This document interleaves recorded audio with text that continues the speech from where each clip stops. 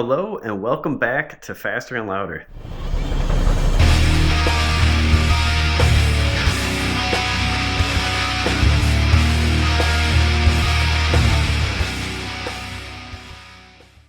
Today we're going to be doing something a little bit more interesting maybe on the RX8.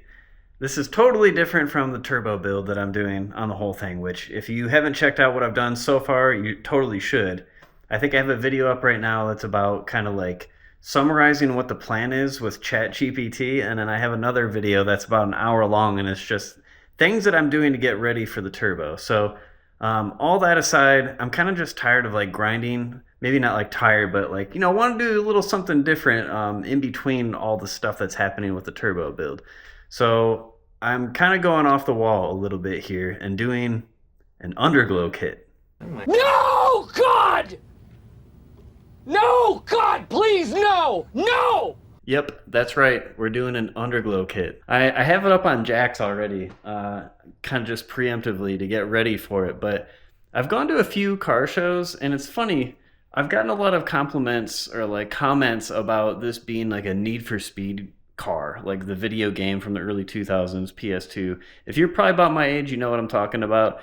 If you're older, that's what it is. But a lot of people are saying like this totally looks like a car that's from Need for Speed. It has like the aftermarket body panels, like the bumper and the side skirts here, and it's got a wing in the back and all this stuff, carbon fiber hood. It just looks like something that would be in a video game circa 2003, 2004. It's just funny because like I totally get that, but I never actually played those games really back in the day. Like if you know me at all, I was really into muscle cars, still am really into muscle cars, but like only into muscle cars for a really long time, and just now started recently getting into some Japanese cars. I played Gran Turismo 1, 2, 3, 4, 5 probably. But that was my experience or like my exposure to Japanese cars and whatnot at the time. Like I didn't really have any friends or anyone that was like super into Japanese cars like when they were really popular or like extra popular in the early 2000s. I knew they were around.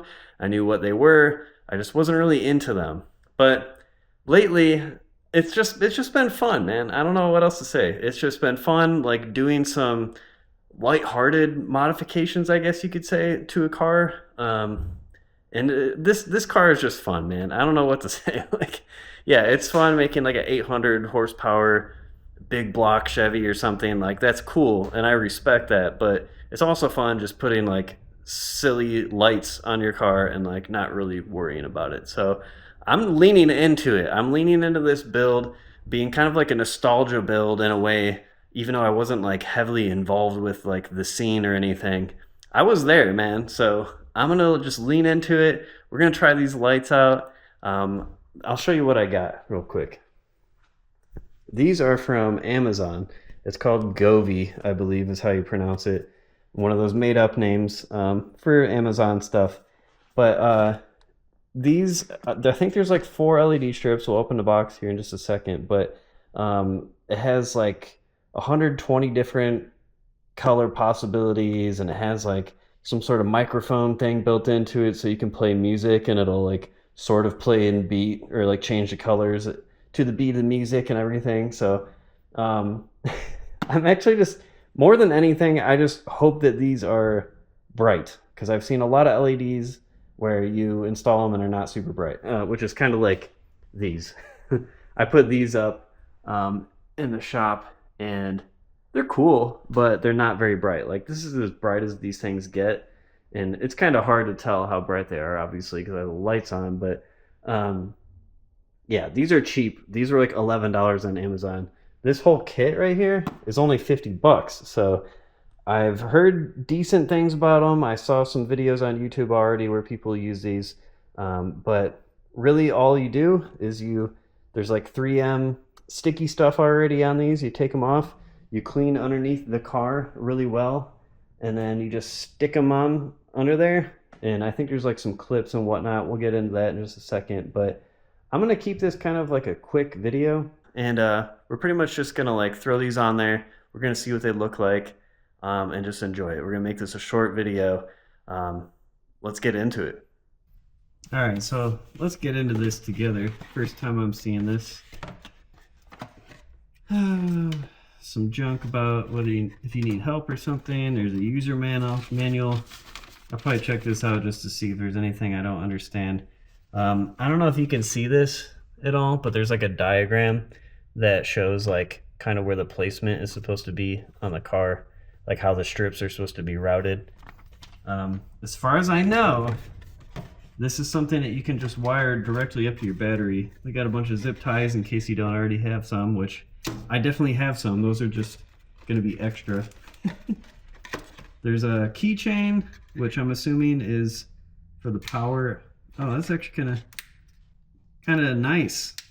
It's like not super cheap feeling, surprisingly.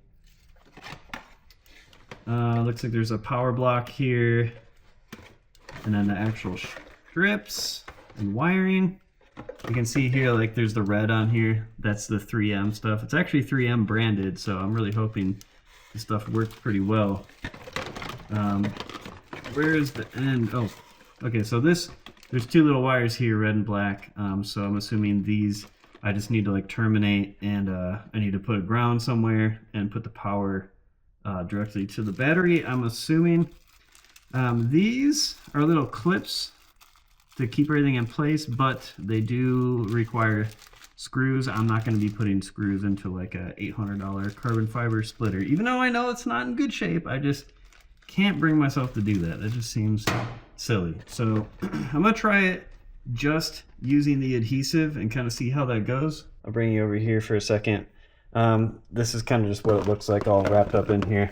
I'm going to try this with just the adhesive first, and hopefully this sticks well enough that I don't need anything else. But worst case scenario, I'll figure out something. But we're going to try this out and just see how it works. Now, the first thing I'm going to do, I have some isopropyl alcohol. I actually need some more pretty soon, getting a little low. I'm going to put this on like a microfiber towel. I'm going to wipe down the section that I want to stick this to underneath and try to get it really clean and as dirt-free as possible. Try to get rid of all that grime so it has a really good surface to adhere to. I did watch a couple of videos. I think that like the best place to put it is like behind the little what do you call it, like weld seam where the body kind of like connects and everything. There's like that seam that runs along the bottom. You want to put it behind it, and I think mostly that's just so you can't see the lights themselves, so it's not like, I don't know, it kind of looks like crap, you know. So I'm gonna try my best, but there's an undercoating from the factory on this car, so I think that I might not be able to put it on like the inside behind that lip. So I'll figure out what works best, but I think we'll get it looking pretty good, I think.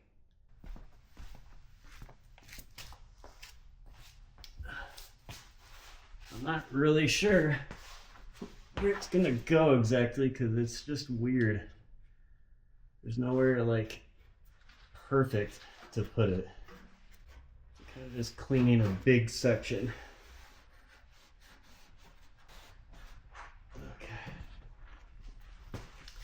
Okay. Y'all feel like that sometimes? Man, this was a really easy install. Like, I would show you more, but there's almost no point. The hardest part, really, is trying to figure out how to, like in my case, I have the battery in the trunk. So I have to connect the two leads from the box that's included. I have to run it to the positive and the negative on the battery.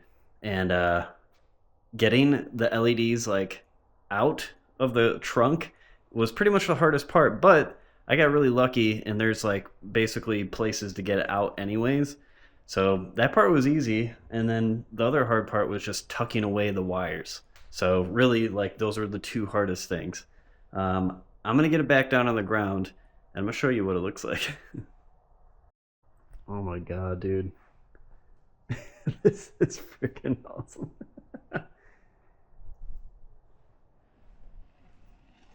It looks really bright. Like, this looks proper. I was worried it wasn't going to be bright enough. I mean, like, dude, it's like, it lights up the whole freaking garage, man. This is insane. Oh my god, this is so awesome. I can't wait to surprise everybody. Roll up with these lights, man. I'm keeping it a secret for a while. I want to see what their reactions are. This is so cool.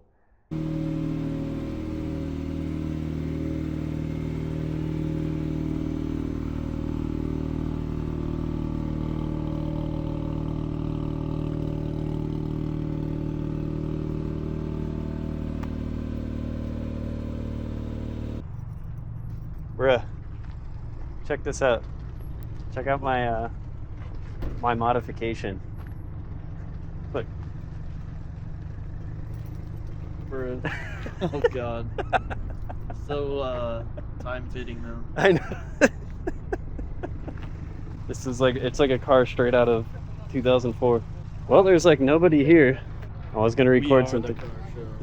This was supposed to be the end of my video I made about putting these lights on.